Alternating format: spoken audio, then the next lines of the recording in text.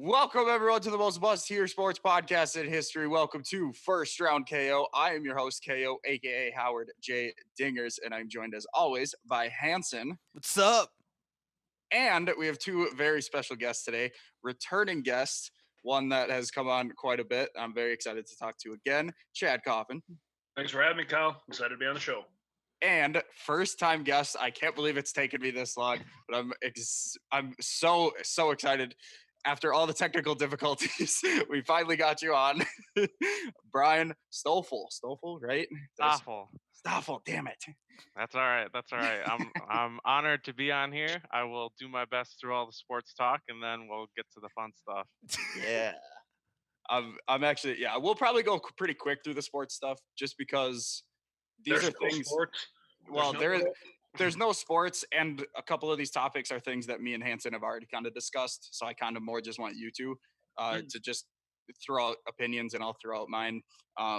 But I do kind of want this mostly to be the fun stuff, just because it's been a while since I've been able to talk about that stuff, especially with you guys. So.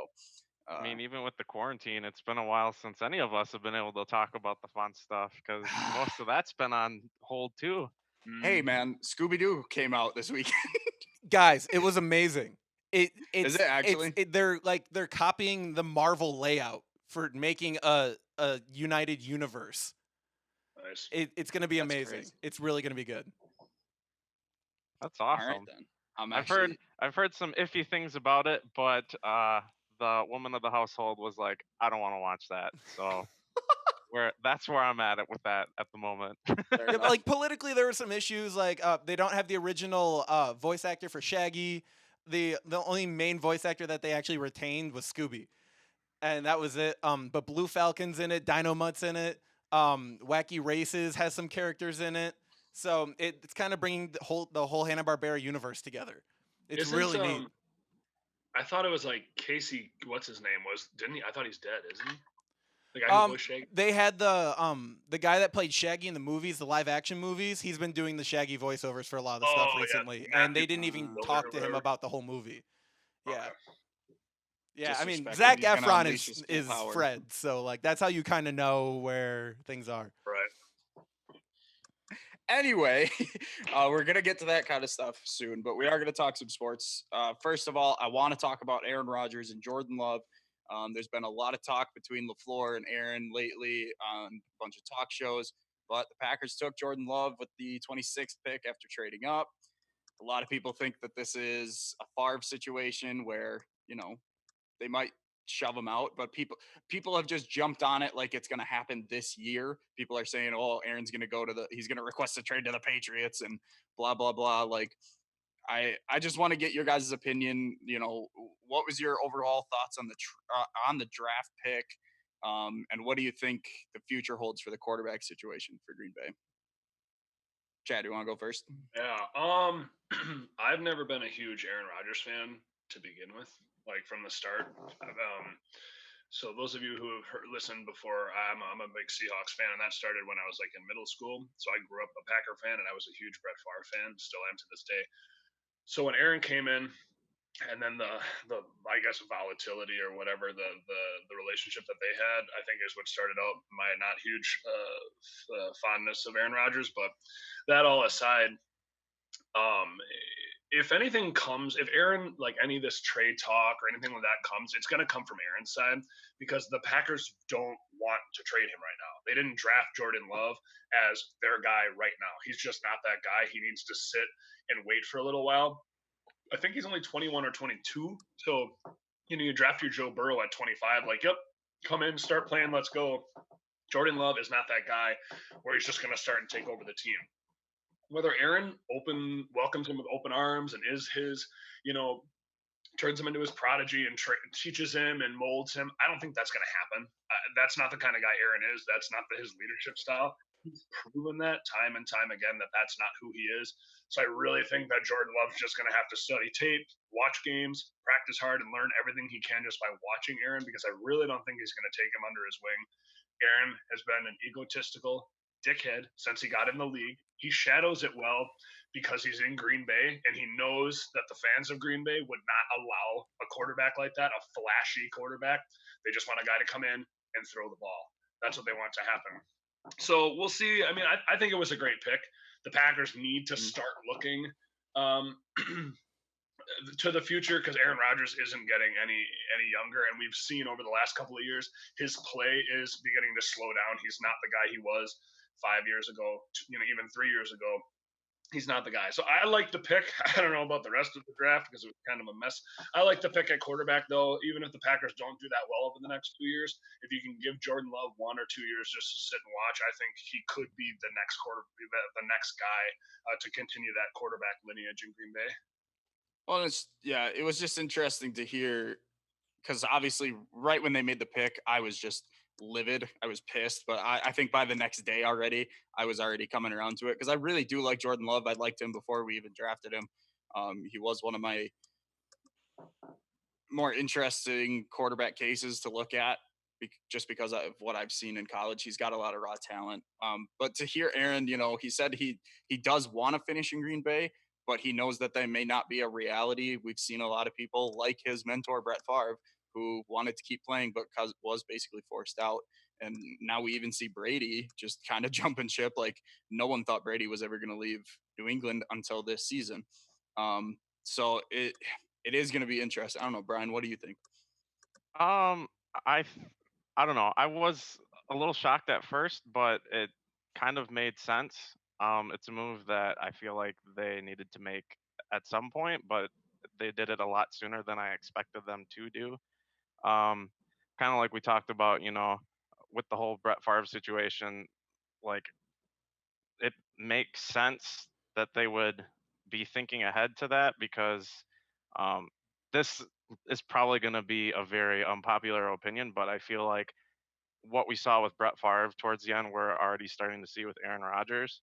I grew up not a big football fan until like around high school, but my fond, well, not fond, my memories of football would be listening to my dad yell at the TV about interception after interception after interception and like Packer games losses and stuff like that. Favre was a great quarterback, but with age and whatnot, things happen. And I feel like it's kind of been a similar case with Rodgers. I mean, he hasn't been playing as great as he used to be. I mean, it's noticeable. And Green Bay is thinking, how can we win Super Bowls? How do we get from just the last game of the playoffs to actually into the Super Bowl? So they're starting to think about that. And I I don't know. I think that it was a pretty smart move. I'm a big Rodgers fan, but I mean, it is what it is. Like, I don't think that he is gonna move this year. I mean, it'll probably be a year or two, but that's kind of my opinions on that. So Yeah, like I've said a lot of time, I don't think this is going to be an issue for 3 seasons at least. Like even then, Rogers wants to keep playing well into his 40s. He's only 36 years old right now. He could just finish out, and Jordan Love could just be like a fifth year guy who finally gets his start. It could happen, and I don't think that's bad for Jordan Love too. Like I said, he's got the raw talent. Um, yeah, I just don't think, like you guys said, he's not going anywhere this season for sure. Love is not ready to start, even if we wanted him to be. I don't hate the pick. I just wish because there were other positions and other players specifically at 26 that I would have maybe rather got, but in 4 or 5 years when I'm wearing a Jordan Love jersey, I'm not going to be thinking about that. Well, right, and I mean, and all things aside, too. Sorry, Han, I just got one more quick Go thing. for it. But again, like you said, he's 36. We in Wisconsin, especially Packer fans, they've had it so good at quarterback for so long, like 30 years of good quarterback play. So we sit here and talk about like, oh, Aaron Rodgers is like slowing down, and then you've got teams like Chicago and that are just sitting there like, shut up about your quarterback problems. Shut up, because it's been so good. So even if 2 years, 3 years from now, Aaron Rodgers is looking down the barrel at 40. He can go somewhere else and be serviceable for years. I mean, look at Phillip Rivers. Phillip Rivers, Tom Brady. Rodgers still has a lot of raw talent, and he has the football mind for it. Even after Green Bay, let's say it's 1 year, 2 year, 3 year, he's not done unless he is like, I'm done. I'll hang it up. I really don't see that being the case, though. Yeah, I wanted the Packers to trade Aaron Rodgers a couple years ago.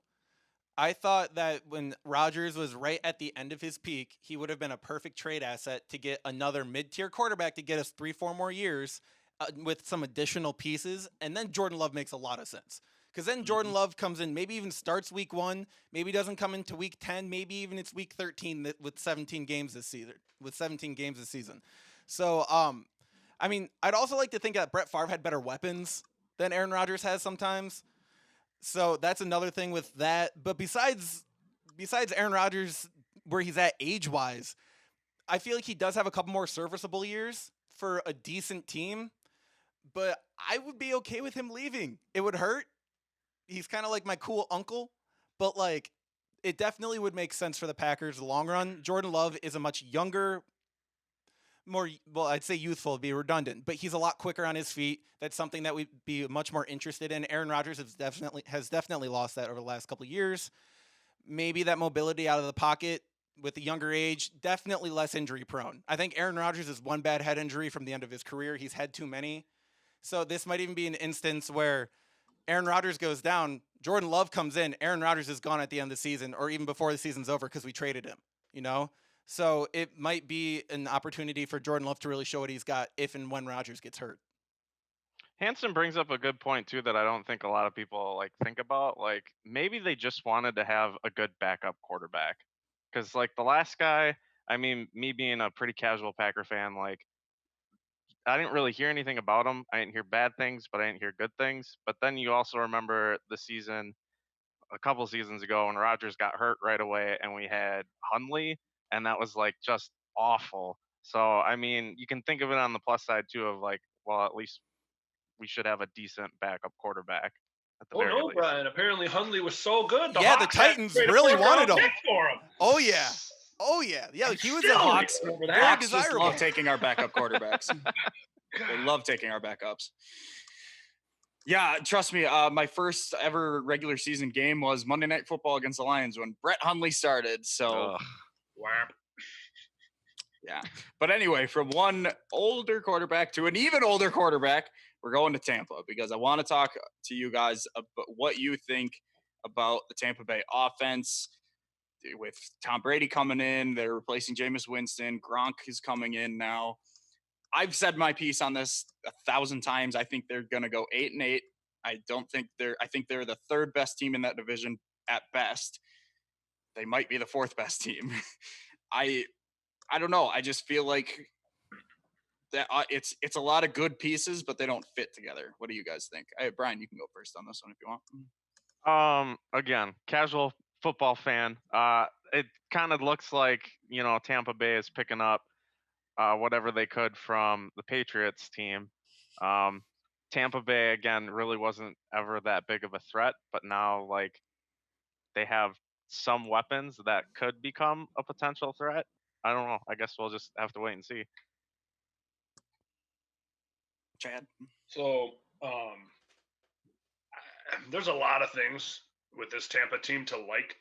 I think one of the best parts about this Tampa team is going to be the fact that we get to see Tom Brady and Drew Brees face off twice a year, and it's going to be the opening game. It's pretty sweet. Regardless, you got two older guys, but there's still a lot of talent. And that Tampa Bay team, they had a lot there.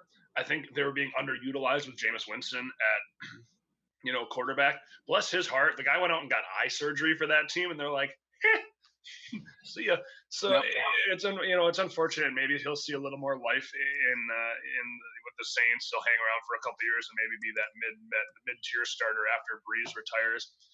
But you cannot discount any team that has Tom Brady.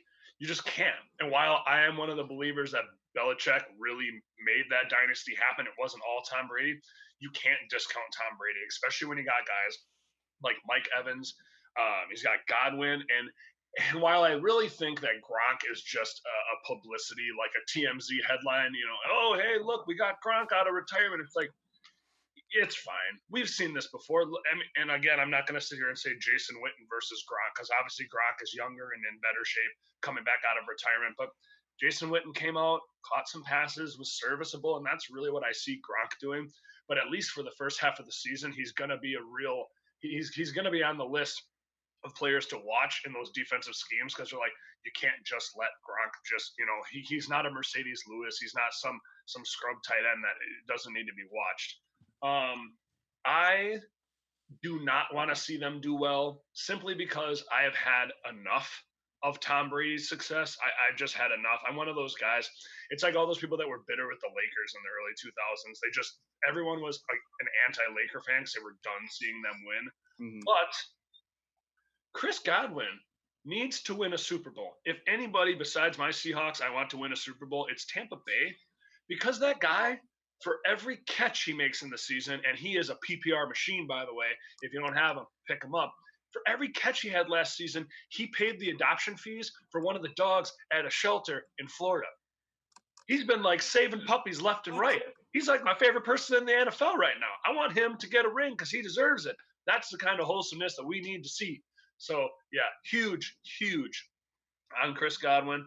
And again, young kid, and Mike Evans has been one of the better top 10 wide receivers in the league for years now, and he's just had garbage QB play. The fact that he now gets to work with Tom Brady, and Tom Brady gets to work with him, this is arguably the best wide receiving core that Tom Brady's ever played with as far as raw talent goes. Maybe you think back to when he had Randy Moss and the collection of guys, but for the most part, it's literally been Walmart Garden Center employees that he's been throwing the ball to. Bill Belichick can walk into a hardware store, pick a guy, and Tom Brady's going to throw the ball to him. So now he actually has guys that can play, that are talented. We'll see. We'll see what comes of it. But I'm pretty excited to see what happens. I can't agree with Chad more on that, actually. With Gronk coming back, there is a publicity stunt aspect to it. I mean, for sure. But you brought up Mercedes Lewis. I think that's really important because he was a big blocking tight end. And I think that's something that Gronk is brought in there for with his size and protecting an old Tom Brady. I think that was a secondary thought process that went through their heads. But like you said, Tom Brady, you can never discount a team that he's on. He's so good. Like you said, you can throw anybody out there. And it's like when you're watching Pawn Stars and they buy the old cannon that needs to be refurbished by the professional guy. And then they finally get him and they give him all the new gadgets and wing nuts or whatever. And they can finally go out and be used to its full potential, even if it's old. So I think it's going to be really interesting to see what happens. I think Tampa could only end up losing 2 or 3 games this season if they really get their shit together. Yeah, seriously. I mean, guys, you have to think. You have. Look, I know this might be like me jumping on the bandwagon here. I was originally very against this, but now that I see that they get Gronk, I'm starting to understand their thought process a little more, I think. And Kyle, before you put us through the ringer, I want to let the record show. I said I would love to see Chris Godwin win a Super Bowl. I in no way believe that they're going to take it to the ship this year. That I agree with. Before you get on your soapbox and start berating me and Hanson over this Tampa Bay team, because I saw it coming. I saw your face even in that little Zoom square. I knew it was about to happen. Don't even bring it over here. Also, Tampa Bay has the Super Bowl this year too. So if they do get it, I feel like Tom Brady chose this on purpose, so it'd just be a home game for himself. I don't know. Just sick of the piss poor weather in Foxborough. Wouldn't surprise me. I don't know what Tom Brady you guys were watching last year, but he is definitely not the same guy. Who was he throwing the ball to? Julian Edelman. And you know what? Even when he was throwing to even a slightly open guy, he was missing people. I don't care. It's Tim Tebow. He's Tim Tebow. He was a college quarterback who came in, and Tim Tebow could have made a serviceable NFL career if he would have shut his mouth and put his ego aside, even though I thank Jesus for everything. That guy's got such a huge ego, he wouldn't sit back and play tight end or slot receiver. He could have had a financial surplus as a slot receiver. He would have gotten paid. He was a great locker room presence. It's the same thing as Amendola. It's that whole team. They're guys who he picks and plays because Bill Belichick is a mastermind, but he's never had talent around him at all. Yes, okay, but still, he was still missing throws last year. Gronk is significantly smaller since he retired. I don't know if you guys have actually seen him, but he has lost a lot of weight. He might try to get that back. I don't know. There's going to be the rust. He probably won't play a full season. Godwin and Evans are both deep wide receivers. They thrive on the deep ball. Brady hasn't had a deep ball in about 5 seasons. They don't have a running back. Their offensive line was ranked 22nd last season, while the Patriots were ranked 5th, and Brady sucks under pressure. And their defense is so young and terrible. Anyone in fantasy football knows to start wide receivers against Tampa last season.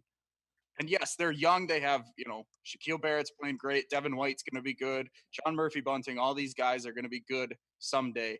I don't know if it's going to be right away.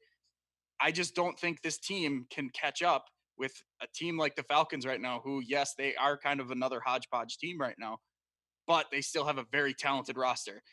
The Saints are definitely the favorite in this division. How are you going to outscore Drew Brees in that offense? There's just absolutely no way. No one's going to stop Mike Evans or Alvin Kamara. And then even the Panthers, who have Teddy Bridgewater now and Christian McCaffrey, I just don't see them competing in this division. I really don't. So you see Tampa as like the Peyton Manning Denver Broncos without Von Miller in the defense, which now that you're putting out there, I see that. Yeah, exactly. That's just my thoughts. I can't wait to see them go 8-8. And I've looked at the schedule too. They're going to lose that week 1 against New Orleans, and everyone's going to be like, don't worry, Brady loses all the time. And then they have 3 or 4 easy games right after that. And then everyone's going to be on the hype train. Oh, Tampa Bay is going to their own Super Bowl. And then they're just going to fucking tank. I can't wait. Anyway. Kyle has this weird ability that when he's really passionate about a topic, he talks to you like you're his 6-year-old son. You need to be put in your place. Like, I love it. You're right. Like, a lot of your facts are good, but like when you're just stating an opinion, you're like, yeah, this is how I feel. But when you're real passionate about it, I can see you. I can feel your eyes in this calm. Like, oh gosh, I'm grounded now. I gotta go to my room. I'm going on timeout. All right, let's talk real quick about the quarterback situation in Dallas. I don't think there's too much of an issue. I think Dak is going to be the guy, but I do think Dalton – I actually think Dalton might be a better fit, but I don't think that they're going to move away from Dak. I don't know. It's Mike McCarthy. Who knows what he's going to do, but I'm also curious to throw in your thoughts about Zeke in this Mike McCarthy offense too, because we've seen for years how Mike McCarthy is not very good at, calling the run offense. So I guess, Chad, we'll start with you. Just kind of give me your thoughts about the quarterback situation and McCarthy on that offense. So, I think this Andy Dalton situation, getting him and paying him, was just Jerry Jones trying to slap Dak around a little bit and be like, hey, you're not in charge here. I don't need you. I will let you go. If you want to play this game, if you want all this money, if you don't want to sign this contract, see that guy right there? So before it was like an empty threat because there was no guy there. Andy Dalton is absolutely serviceable, especially with a wide receiving core like that. And Zeke. Zeke's a top 5 running back. They have these pieces. And now Jerry Jones is sitting back on the Iron Throne, and he's like, I'm the captain now. Look at he's in charge. Like, Jerry Jones has always been in charge, and while he's like the Dark Emperor Palpatine, like controlling this team, and sometimes he does good things and sometimes he does bad things. He puts his foot in his mouth all the time. But I think that's why Andy Dalton was brought in. I don't think Jerry Jones wants him to play a single snap this season, but he put him there just so that there's some heat underneath Dak to sign this contract, to get it all squared away and be done. When it comes to Zeke, as long as he can stay out of trouble, the guy's a really good running back. I'm not gonna argue that for a second. And as far as McCarthy goes, I think this reverts back to Jerry Jones again. In Green Bay, there was no House system. The Senate couldn't keep the House of Representatives in check. There was no different branches like the government. It was just him. Yes, the GM was there. Yes, not Holmgren. What's his name? The president, Mike. What's his face? Mark Murphy. Oh, sorry, Mark Murphy. So Mark Murphy is there, but he's just more. He's like Queen Elizabeth. He's just like a figurehead. He's like the queen because we're owned by the fans. That's who we are, which is fine. That's great. But you need a guy in charge to keep a coach in check. So at the end of the day, that's what I think Jerry Jones is going to do. If you see in the first couple games that Dak isn't getting enough touches, Jerry's going to show up at Mike McCarthy's house and he's going to be like, if Zeke does not touch the ball 30 times next game, you will be on a plane back to Green Bay. That's the thing where Murphy didn't really have that same kind of touch. Jerry Jones doesn't care about anybody's feelings. The only thing he cares about is number one, making money, and number two, the Dallas Cowboys winning. And obviously, this affects this. So if it's not going to work, he'll send him on his way. With that being said, Jason Garrett has sucked ass for years, and he just let it happen. So again, it's a crapshoot. Who knows? Is Tampa Bay going to go 8-8 or win the Super Bowl? Is Dak going to sign? Is he not? It's football. That's the thing we love about it. No one really knows what's going to happen. I really like the Palpatine comparison. I have to update that. I have to update that. Just because the Cowboys do kind of seem like the Empire, where they can do really good and they can look really strong at the beginning, but at the end when it's time to win, you just lose. That's all it comes down to. I gotta say, I like your Palpatine reference. I view Jerry Jones more as Darth Vader. I see more Roger Goodell as Emperor Palpatine, and I see Mike McCarthy as Jabba the Hutt on the bottom of it. But like, seriously, I think it's a situation where Andy Dalton's a really good pocket quarterback, almost like Tony Romo, So it's like you kind of like do a throwback. Jerry Jones likes that style of quarterback. We've seen him enjoy that style of quarterback and be very successful as a franchise with that style of quarterback. Dak likes to get out of the pocket and run around a little bit. Mike McCarthy doesn't like to give running backs the ball. There's a lot of questions going on in Dallas right now, and Jerry Jones likes it his way, and I don't think he's going to get it. I think Dak is going to get what he wants here, and I mean, Jerry Jones isn't always going to win, and I know he thinks he can, and he has a lot of money, and he owns America's team, but you can only have so much power over a group of guys of that size. So is he more Dr. Evil and not Emperor Palpatine? Like, is he Yeah. No, I just wanted to call Mike McCarthy Jabba the Hutt. That was the whole reason I did that. Let's go. Brian? I think that Chad nailed it on the head. It's going to be a big old crapshoot. I mean, there's a lot of are every year. Exactly. And I mean, there's just a lot of variables, I mean, we've seen McCarthy do good things with the team, and we've seen him do not so good things with the team. We've seen Dak play good, and we've seen Dak play like crap, And with the new quarterback in the mix, anything could happen. I mean, they could start off with Dak and change their minds and go to him now that they have that asset. So I don't know. It's gonna be real interesting to see what happens down there, because there's a lot of new elements and a lot of new things to kind of like figure out and shift through and try to get a flow for the season. I have a feeling by the end of this season, Zeke is going to be requesting a trade. Yeah. Like I don't see Zeke fitting into the McCarthy system and him enjoying him as a coach at all. So, well, and they might do that too because they have a young Tony Pollard who actually might fit that system a little better too. But they'd be stupid. I'll take that, and I'll see you with him still staying in Texas. He floats right over to Houston. I would not mind that at all. That'd be a really scary team. Yeah. All right. Chad, you wanted to talk about this potential almost trade that almost went down between the Browns and the Seahawks. Why don't you fill us in on that? So I don't know why this stuff ever matters. I think it matters more now because there's not enough sports or any sports on TV. I just watched the cornhole, the ACL tourney, and I was like, man, is this a rerun? But it wasn't, because we're all wearing masks. Like, this is the closest thing we can get. At work the other day, one of my guys, huge soccer fan, I work in the meat department, right? So he put his phone in a Ziploc bag and he clipped it, and he was hanging it in front of where he was working, and he like gave me a weird look, and I'm like, I'm not going to say a word as long as you get your work done. We're finally getting sports, but more to my point. So when these little things, when somebody hears, oh my God, did you hear Russell Wilson almost got traded? immediately Mhm. becomes the second most important thing in the sports world, because right now The Last Dance is obviously the most important thing in the sports world. But but it becomes one of the most important things in the sports world, and everyone's like, "This is new information. How did we not know about this? Did Russell know about this? What kind of stuff is this going to stir up? A Pete Carroll, John Schneider, like, is this going to cause problems here? Because everybody knows Sierra doesn't like Seattle anyways. Maybe now he found out he was going to get traded. Maybe now he'll leave. All these different things. But yeah, so you would have had to get a lot. And that's the thing. They had a good first round and a fourth round pick. The Browns did that year. There's a lot of different variables, and in my mind, the Browns, being the desperate Browns that they were, or rather not a first and a fourth round, but a first and a fourth pick. I think both of those picks would have had to go to Seattle. And in addition to that, maybe some bodies. I mean, could you imagine like a Myles Garrett move into Seattle? You bringing back your like Legion of Boom thing going on. Obviously, it's not TV, but Yeah.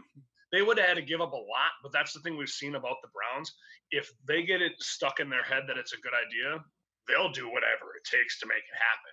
So if it's giving up too many draft picks, if it's drafting a quarterback too high when they should have just taken Saquon number on Baker at 4, that's a whole nother thing. But I don't think there was enough put on the table, and I don't think that when they say, "Oh, there were trade rumors about Russell Wilson," I think that a good GM should always be kicking the tires. I think he should always be out there figuring out what's Aaron Rodgers worth right now. What's Andy Dalton worth right now? What is Russell Wilson worth? Is it realistic? No, that's your franchise quarterback. That is one of the best quarterbacks, if not the best quarterback the Seattle Seahawks have ever seen. He's better than Matt Hasselbeck. Maybe you argue that Warren Moon season. You say that he's the best Seattle Seahawks quarterback, but I'm sorry when I say Warren Moon. Of course, people don't think of the Seattle Seahawks, but you always got to be kicking the tires. So maybe he was just like, "Hey, I wonder what some teams would think about this." John Schneider shoots out an email. Everybody talks. "Oh, well, this is this is that." I don't think that's enough. And then it went away. This wasn't a serious thing. Nobody was really shopping Russell Wilson. Why would you? You have one of the most talented quarterbacks in the league, arguably top 5. Extremely athletic, extremely young, extremely healthy. Not only that, he's an extremely good presence for that team. He's a great leader, and he's just a great locker room. He's a good guy, but he's not jamming it in your face like Tim Tebow is. He's like, "I'm a good guy. If you want to follow my Instagram page, you'll see every Tuesday I'm at children's hospitals." But other than that, he's too good for that team to let go, even for some good picks. You'd really have to pile it on. So I think a lot of this was just the sports world needing more sports, more stuff to put on TV. I mean, who was the first person it wasn't Schefter that reported on it. It was TMZ Sports that put it out. If Schefter's not the guy putting it out, don't worry about it. That's true. I think you bring up a great point too, because I mean, we open up the show with this Rodgers-Love thing, and like Bryan mentioned, it might have just been the Packers wanted a backup quarterback, and they thought this guy was good. But because there's nothing else to talk about really, this got shoved up like, "Oh my God, the Packers are replacing Aaron Rodgers." Yeah, I think that becomes a lot of this stuff where we're now kind of we're looking at backup quarterbacks, like who has the best back. I saw that list the other day, who has the best backup quarterback, and Mitch Trubisky was number 10, and that made me really laugh. But yeah, there is that lack of sports, so things are getting heightened right now. So that something like that coming out, and that it just becomes bigger. I don't think like you said, there's probably not too much to talk about. Hanson, you did some decent research here. Well, I want to elaborate on this a little bit. This sports world issue. I got to be careful talking about this because I'm sure at some point in my future adult life, ESPN might be an employer of mine. So I have to be careful in saying this. But ESPN really fucks with the fans' mind, and I think a lot of people will agree. Like, I'm a diehard Bucks fan. I have been a Giannis fan since the day they drafted him. What has been the narrative for the past 3 years now? Giannis is leaving Milwaukee. Giannis is leaving Milwaukee. Giannis is leaving. It's so ingrained in our brain now that we believe it. We think it's going to happen. I know we don't. Okay. Like Wisconsin people from like, especially from just like the Midwest in general, like Minnesota, Illinois, we all know he's staying. He's not going anywhere. But it's ESPN trying to get the big guy to a big market. And I think that's what the attempt was here. So they're trying to, I mean, I understand that the Browns aren't necessarily a major market, but I think it's just like we don't have a lot to talk about right now, but I think just in general, it's sports media trying to take over this narrative, and it's really affecting everything in the long run in all sports, more than Well, and just football and basketball. they're just trying to have their own news and their own breaking things that they talk about, no one else talks about. Yeah. Maybe. But you're absolutely right. That's what ESPN is out there for. They're out there to stir the pot. For God's sakes, they gave Stephen A. Smith 6 shows, and he's arguably the most hated man in sports next to Roger Goodell. People can't stand him, but they're like, guess what? We'll put him on TV, and everybody's going to watch. That's the same thing. Nobody likes Skip Bayless. Nobody likes Colin Cowherd. Nobody likes Steve. Even if you think you're like, well, I kind of enjoy this show. They suck. They all suck. They say things that nobody wants to hear. They say things that nobody's a fan of because it's ratings. It's all ratings. I watch Colin Cowherd only to disagree with him. I love when they do the videos. You see the video of Colin Cowherd where they cut a bunch of his shows all together, and it was him arguing with himself about Aaron Rodgers, whether he was good or bad. There was literally enough content for both sides that you could have 2 different arguments with yourself. They did that with Skip Bayless too. I think that's just hilarious. I'm kind of looking at our run sheet, and I do want to do those Madden ratings, but I think we should do those at a future date where we actually prepare for them within a couple days, and we actually sit down and try to do that. We can do. I mean, there's not going to be any sports for a while. We're going to have to be doing a lot of these shows. So in about a month's time or something, we're going to plan another one of these with us 4. And we're going to do these Madden ratings. Deal. Got it. I got dibs on kickers and punters. What? That's not okay. I think you missed the idea. You missed the boat on this. No. I got that. Trust me. I'll do my research on the kickers and punters. I guarantee you, there's at least 2 kickers and 2 punters that are extremely underrated in Madden. He missed the boat. Here's the topic. This is Hansen's head. Light over. The main thing to get out of this announcement is that we have time to work out the details. Yes, exactly. Because apparently my own co-host completely missed the mark on that. We'll talk after the podcast. No, I know what you mean. I was just fucking with you. Let's quickly discuss. We can all come up with a fun. I don't know. The sports leagues are trying to finish out, and they're trying to find places to locate everyone where you can just have everyone in one hotel. Everyone can quarantine, and they can still play in this one location. There's talks about Vegas. There's talks about Disneyland. Arizona, I think, is one of the places. There's all these discussions. Hansen, you can start us off. Yeah. So where can these teams play? Disney World does make the most sense, right? It's privately owned land that can be completely shut off. Disney definitely has the finances to completely secure the premises. Nobody can get in, even through their wooded swamp area. Also, ESPN, Disney. So there's the other connection there. ESPN is owned by Disney. ESPN is one of the biggest television providers for national coverage of the NBA. That's a big partnership. But in case that's the way I see it going. It's going to be at Disney. But I was talking to my dad the other day. He played 7 years in the NBA. I got some very interesting different perspectives on what he was thinking.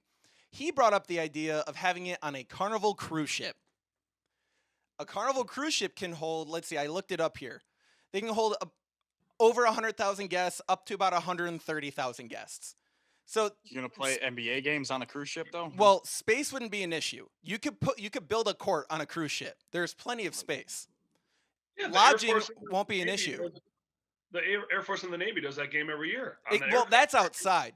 There's been a lot. Actually, Marquette a couple years ago played on a ship like that, and there was condensation on the court, and they had to cancel the game. So this would be like indoors. Michigan State and UNC or something like that to start off a NCAA season. Yes. Yeah.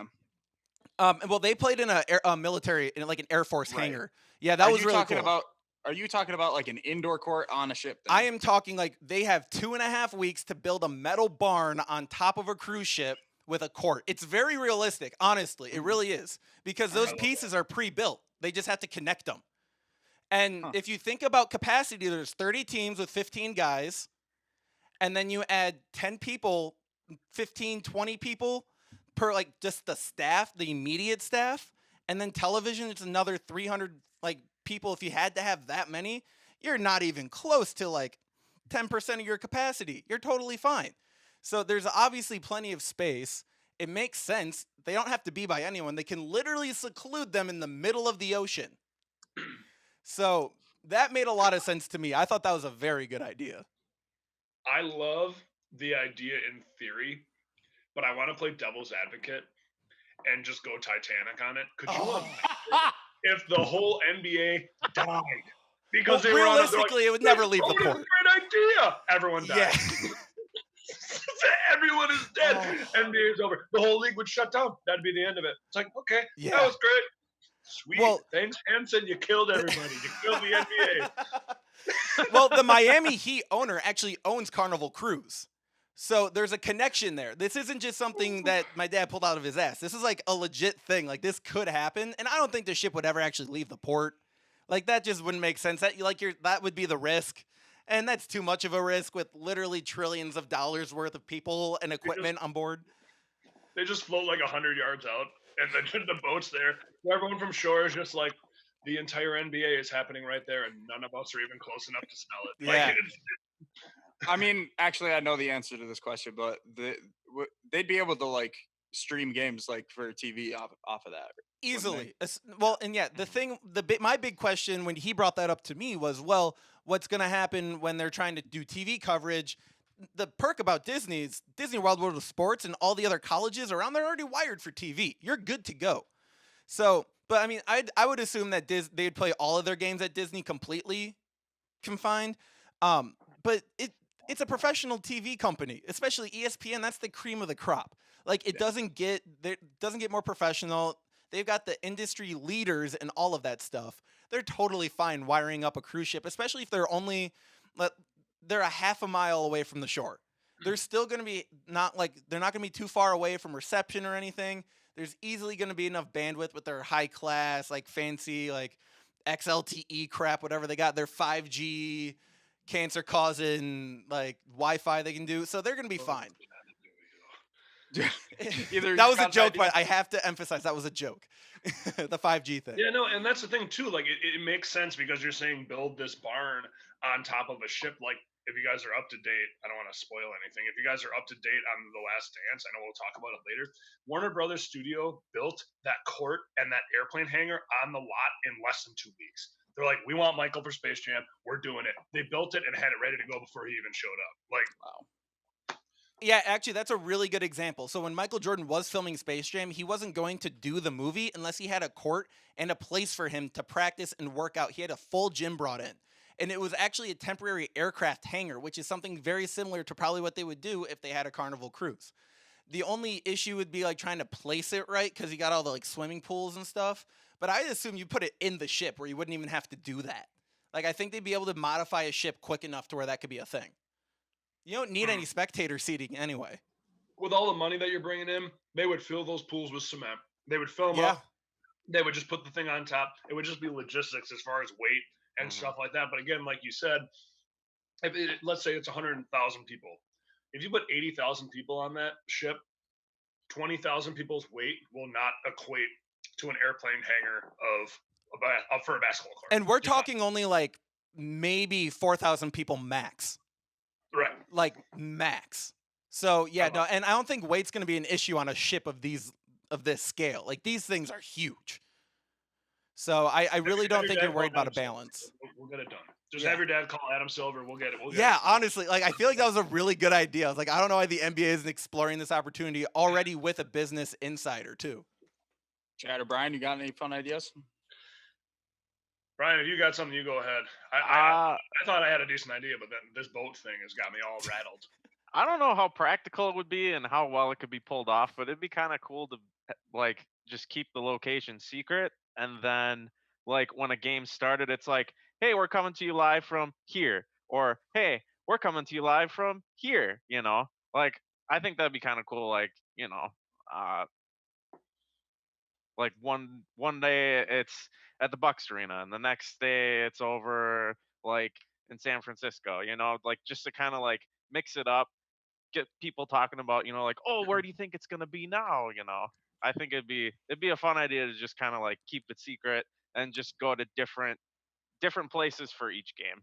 It would I be think if the you top- move it around too, that gives a lot more incentive for teams because while yes, it's good to get NBA back on TV, but the teams and the owners don't benefit at all of one location where again the logistics might be tricky, but to give teams games in their stands, again you're not going to have like fans there, but to have more people brought into that city specifically for these things, at least there's some incentive for these teams to have them played there. Yeah, you could boost up the economy in whatever city that it's in, like at least a little bit, because you're bringing in all those different people.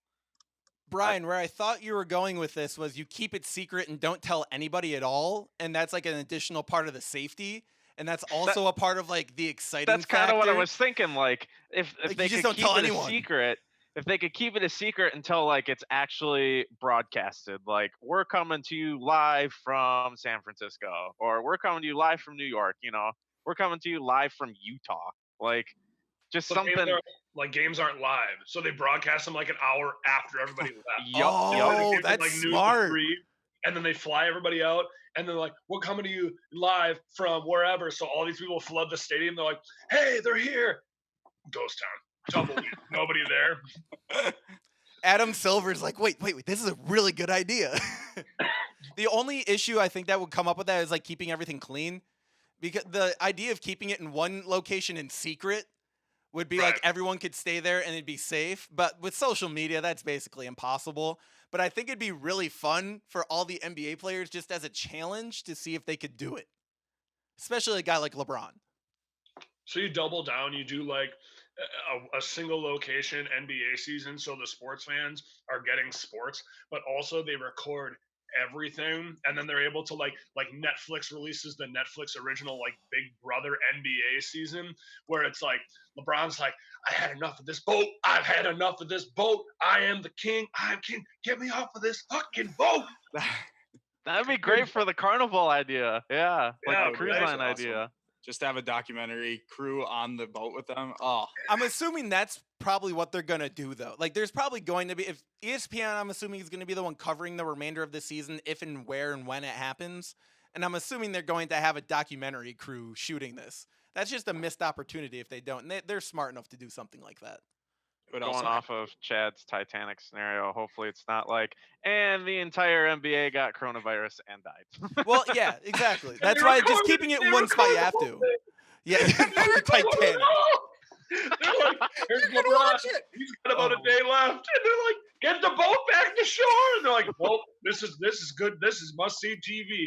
We gotta you keep those cameras rolling. It doesn't matter." Anthony Davis, he's so sick, his unibrow fell off, but it's just keep going. Run it, run the cameras. Run James Harden. You can see his gross face, his beard's Giannis loses all that weight, looks like his rookie year again. Oh. But they have to keep playing, though. That's the key. They have to keep Oh. playing.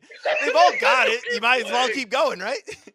They're pushing around Giannis in a wheelchair because he dropped 60 pounds overnight. He can't even walk got anymore some- because he doesn't have the They got him muscle. pushing his wheelchair so he can hang on to his IV in one hand and dribble with the other. Oh, no. And two, we do it this way. They have to eat that shitty buffet cruise food. They don't get like their actual trainers. They're like, "Here, it's endless shrimp. It's been endless shrimp for 6 weeks. Come on." It's People been are just endless shitting their shits, pants too. on the I'm court. getting sick of the shrimp. They're wearing diapers under their jersey. Oh my god! Oh, man. I hope my dad doesn't hear this one. I think we've exhausted this. All right. Oh, I mean, I was gonna make the weird. This is the first thing that popped into my mind. They can go up north somewhere, just in some really small location, find a YMCA, play all their games there, and then just live in luxury campers for a couple months. Yeah, some like Rhinelander, Wisconsin. Iron River up in the UP. Yeah. They find that YMCA that's like this. The rims are still the ones that our dads played on, like back in 1975. Exactly. Oh, yeah. Camp NBA, the documentary coming to Netflix this Ooh. fall. She a California living, cognac sipping, tro blowing, candy flipping, sunshine vibe. Flew out for the show, had to pull her out the road. Now she hoping I could change her